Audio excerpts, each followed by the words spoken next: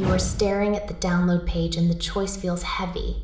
2 buttons, 1 shared soul. Everyone has an opinion on which version of this system reigns supreme. Let's peel back the layers on what actually happens when you pick one over the other. At the core, Ubuntu and Kubuntu are identical twins. They pull from the exact same software libraries. They share the same security updates.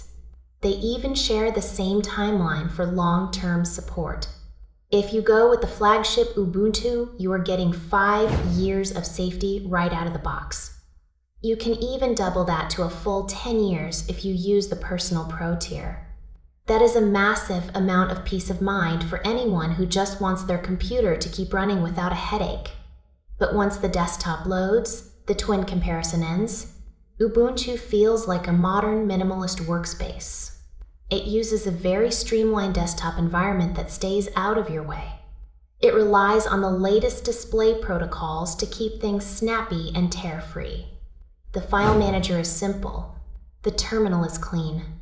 It even pushes containerized apps through a new central hub that actually asks you for permissions now. This is a huge win for anyone who cares about privacy and keeping their system tidy. Then you have Kubuntu. This is the version for the builders. It uses a desktop interface that lets you move every panel and tweak every pixel. You want a widget for your hardware temperatures? You can have it. You want your taskbar on the top left? Go for it. Kubuntu swaps out the standard tools for a more powerful file manager called Dolphin and a terminal experience that feels more robust for power users. You get a music player called Elisa instead of the more basic options.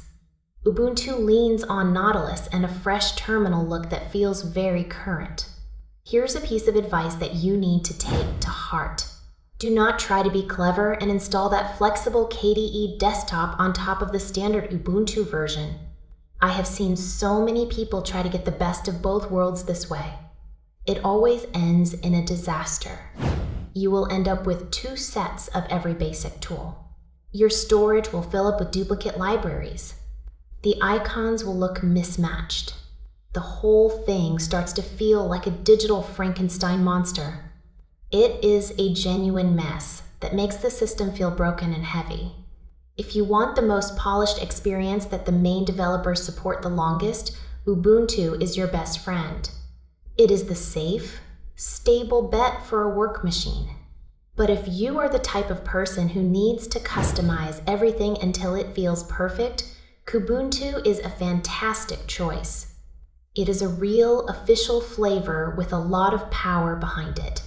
One is built for focus. The other is built for freedom. Both are incredible, but only one will fit the way you actually work every day. The choice depends entirely on how much you want to tinker before you start your actual work.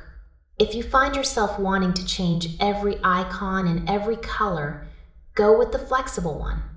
If you want to just log in and get to your projects, the main flagship is the winner. Either way, you are standing on a solid foundation. You just have to decide if you want to be the architect or the resident. It is a great time to be a user when these are your 2 main options.